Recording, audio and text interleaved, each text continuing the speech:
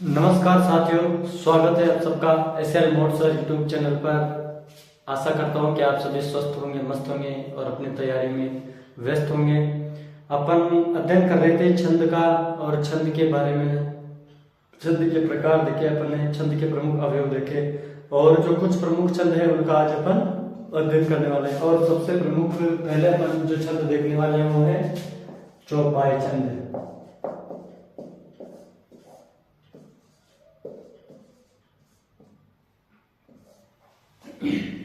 और जो चौपाई छंद है वो एक प्रकार से सममात्रिक छंद है।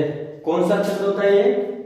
सममात्रिक छंद होती है, जिसमें अपन ने देखा था एक वर्णिक छंद होता है, एक सममात्रिक छंद होता है। मात्रिक में भी ये समवर्णिक छंद है, जिसके प्रत्येक चरण में 16-16 मात्राएं होती है और इसके अंत में जगण और तगण के निषेध होता है। किसमें के प्रत्येक चरण के अंत में जगण और तगण नहीं आना चाहिए। तो इस प्रकार से इस छंद की सीधी सी विशेषताएं, दो तीन विशेषताएं अपने को याद रखने की। ये मात्रिक छंद है, सममात्रिक छंद है, 16 मात्राएं होती है और अंत में जगण और तगण का निषेध होता है। और सबसे अधिक जो तुलसीदास जी की जो रामचरितमानस है वो अधिकतर दोहा चौपाई में रची गई है। तो इस प्रकार से इस छंद को अपन देखते हैं। इसकी विशेषता है कि यह सममात्रिक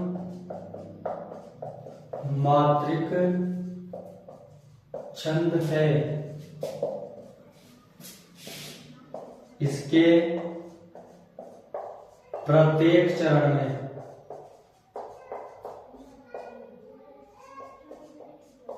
16-16 मात्राएं होती है। कितनी मात्राएं होती है? 16-16 मात्राएं होती है। इसके चरण के अंत में जगण व तगण का निषेध होता है। यह सबसे प्रमुख विशेषता है इसकी, जगण व तगण का निषेध होता है।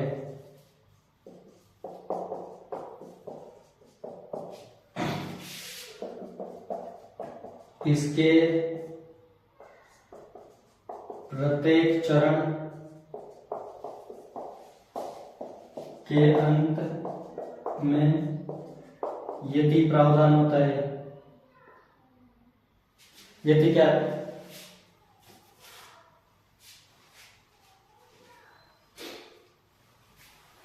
यति होती है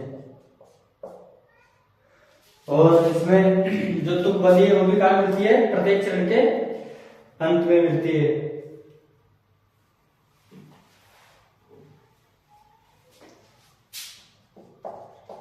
इसकी तुकबंदी पहले चरण के किसके साथ मिलेगी? दूसरे चरण के साथ। और दूसरे चरण, पहले चरण के तीसरे चरण के साथ और दूसरे चरण की चौथे चरण के साथ में मिलती है।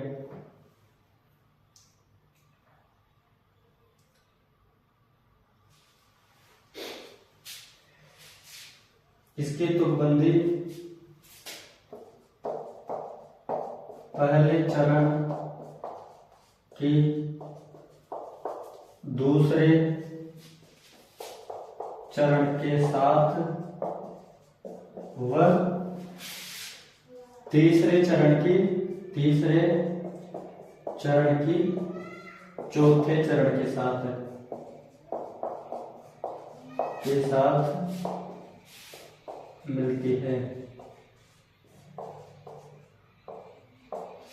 इस प्रकार 3-4 विशेषताएं चौपाई छंद की। और इस तीनों चारों विशेषताओं के आधार पर चौपाई छंद को बहुत आसानी से पहचाना जा सकता है। और जो मात्रिक छंद है इनमें सबसे सीधा छंद है कि जो 16 मात्राएं होती है, इसको अपन देखते हैं। तो आज इसका एक उदाहरण देखते हैं। उदाहरण के माध्यम से इसको समझने की कोशिश करते हैं कि जो चौपाई छंद है उस चौपाई छंद में की जो विशेषता है वो अपन आज इस उदाहरण के माध्यम से देखते हैं। जैसे मंगल भवन अमंगल हारी द्रव सुध श्रद्धा चिर बिहारी, एक वो हनुमान जी की आती है जय जय जय जय हनुमान ज्ञान गुण सागर, जय कपीस तिहु लोक उजागर, राम दूत अतुलित बल धामा, अंजनी पुत्र पवन सुत नामा। तो वो सारे जो उदाहरण है वो किसके हैं, वो चौपाई छंद के हैं। जय हनुमान ज्ञान गुण सागर, जय कपीस तिहु लोक उजागर,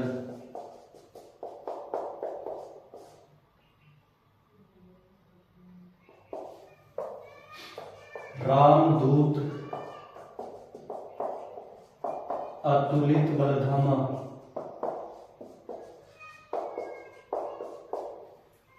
अंजनी पुत्र पवन सुत नामा।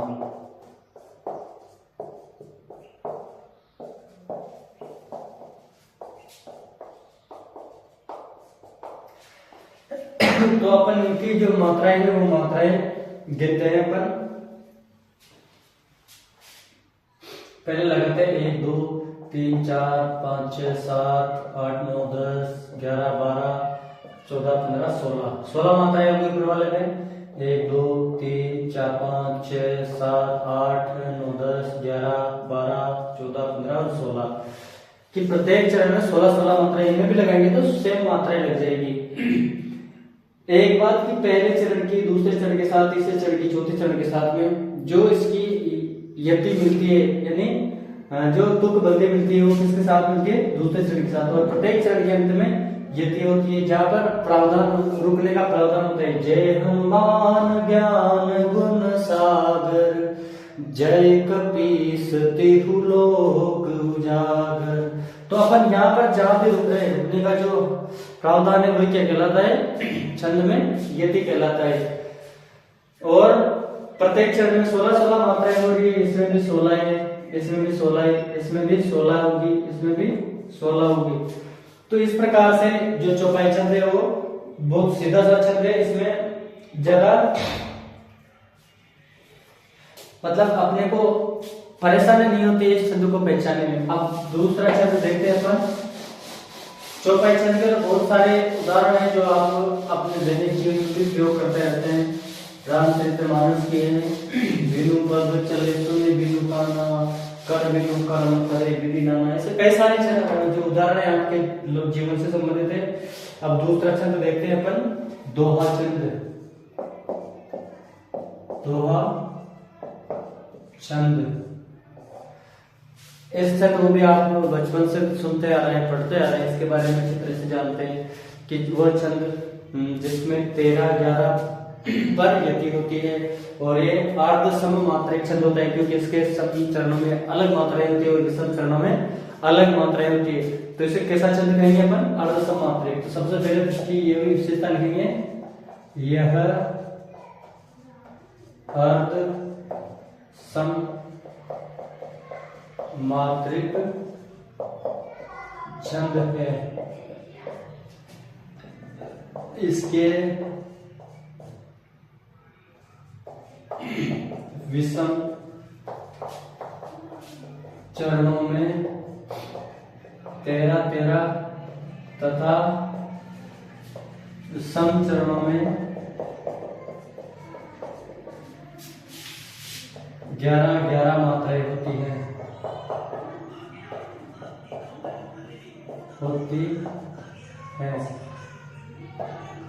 इसमें तुकबंदी सम चरणों में मिलती है, दूसरे और चौथे चरणों में। इसमें तुकबंदी सम चरणों में मिलती है।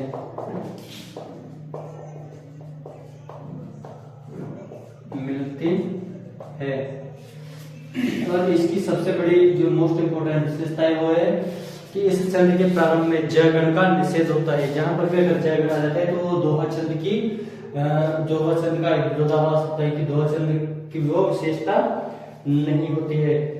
तो क्या होता है, इसके जो आरंभ के चरण होते हैं उसमें जयगण का निषेध माना जाता है। इसके चरण के प्रारंभ में ज गण का निषेध होता है तथा जो संचरण होते हैं, दूसरा चरण और चौथा चरण, उसके अंत में एक लघु वर्ण अनावश्यक होता है तथा इसके सम चरणों के अंत में लघु वर्ण आवश्यक होता है,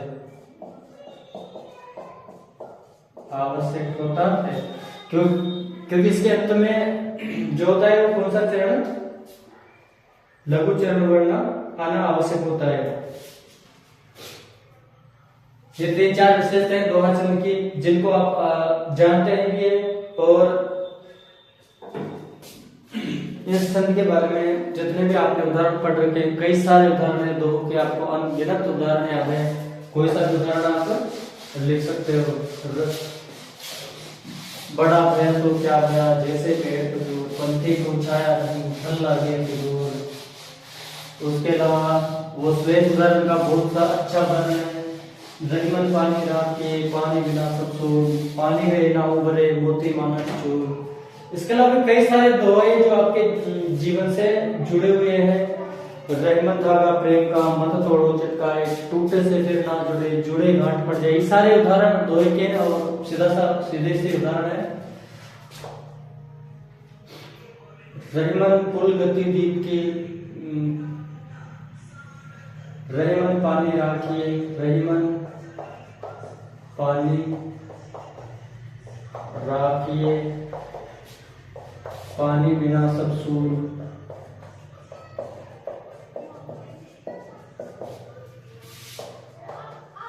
पानी गए ना उबरे, पानी गए ना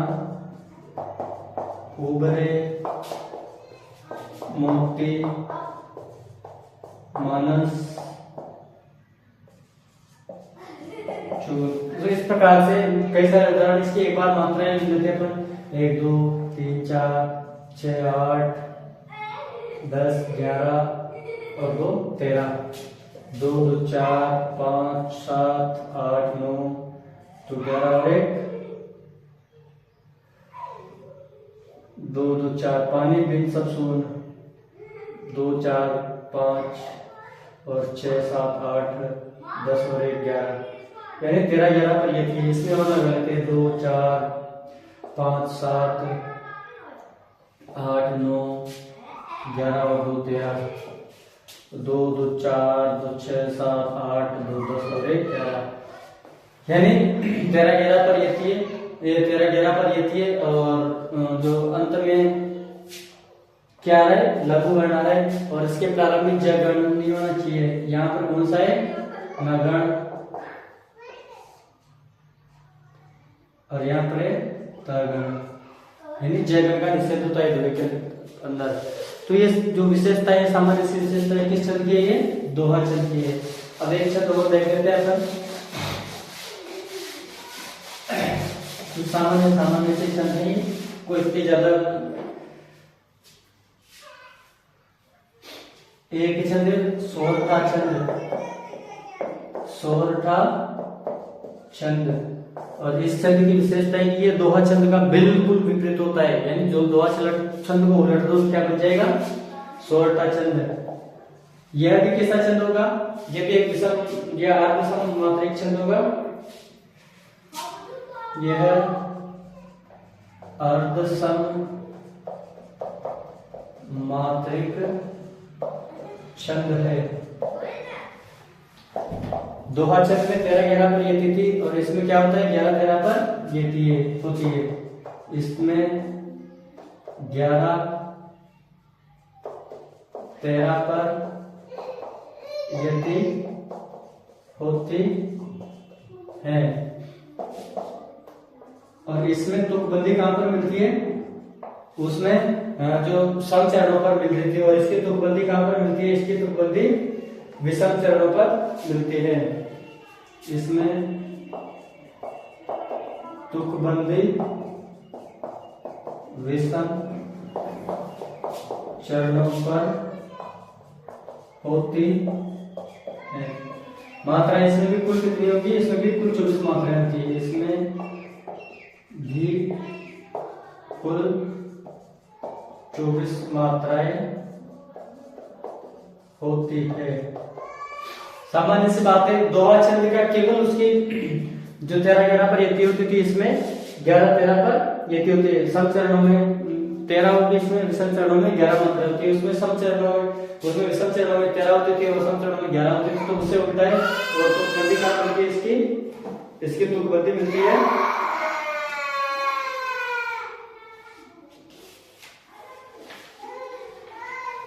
और ये जो छंद है, इस छंद का जो उदाहरण देखे थे अपन, और वो छंद है सुनी केवट के बेन प्रेम लपेटे अटपटे। सुनी केवट के बेन प्रेम लपेटे अटपटे। सुन केवट के बेन प्रेम लपेटे अटपटे, विहसे करुणाए लख जानकी सहित प्रभु।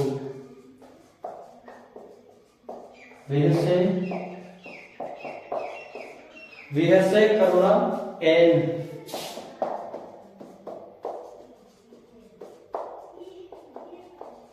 सुन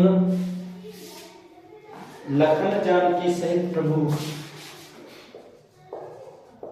लखन जानकी सहित प्रभु।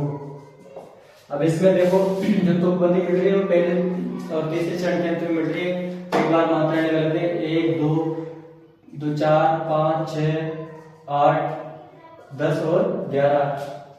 2 1 3 4 6 8 9 10 11 और 2 13। तो 11-13 पर यति हो गई और तुकबंदी अंत में मिल गई पहले और तीसरे चरण के अंत में, और दूसरे और चौथे चरण के अंत में नहीं मिली। दूसरे चरण में 11 मात्राएं, पहले चरण में मतलब 13 मात्राएं। तो इस प्रकार से आपने देखा कि दोहा छंद के बिल्कुल विपरीत कौन सा छंद होता है? सोरठा छंद होता है। अब अगले छंद में जो बाकी छंद बचे उनको अपन अगले क्लास में देखेंगे। नमस्कार।